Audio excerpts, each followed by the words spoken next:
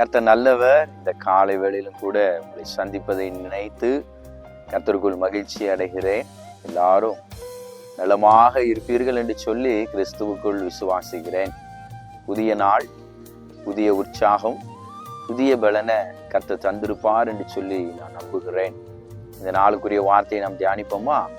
அது லூக்கா எழுதின சுவிசேஷம் 19ஆம் அதிகாரம் அதனுடைய 9வது வசனம். இயேசு அவனை நோக்கி, இன்றைக்கு இந்த வீட்டுக்கு ரட்சிப்பு வந்தது, இவனும் ஆபிரகாமுக்கு குமாரனாய் இருக்கிறானே.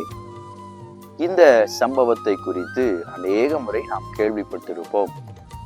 சகேயு என்கிறதான ஒரு மனிதன் இயேசுவை பார்க்க வேண்டும் என்று சொல்லி மிகுந்த ஆவல் உடையவனாக அவன் இயேசுவை காண வேண்டும் என்று சொல்லி மரத்தின் மேல் ஏறி, இயேசு அந்த மரத்து அடியில வந்து, சகேயுவே கீழே இறங்கி வா, நான் இன்றைக்கு உன் வீட்டிற்கு தங்குவேன் என்று சொல்லி சகேயுவை மரத்தில் இருந்து கீழே இறங்க சொன்னார். அதற்கப்புறம் தான் ஆண்டவர் இந்த வார்த்தையை சொல்லுகிறார், இன்றைக்கு இந்த வீட்டுக்கு ரட்சிப்பு வந்தது.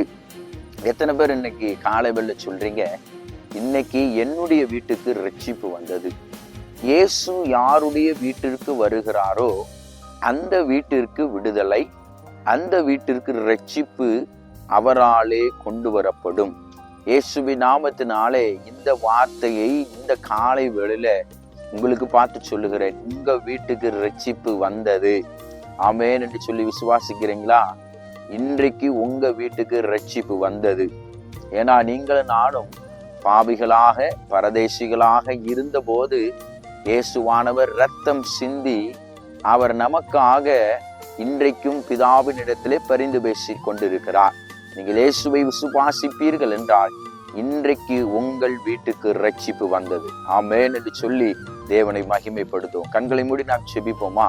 அன்பின் பரலோக பிதாவே, அன்றைக்கு சகேயு உம்மை பார்ப்பதை குறித்த அதிக வாஞ்சை உடையவனாய் இருந்தான்.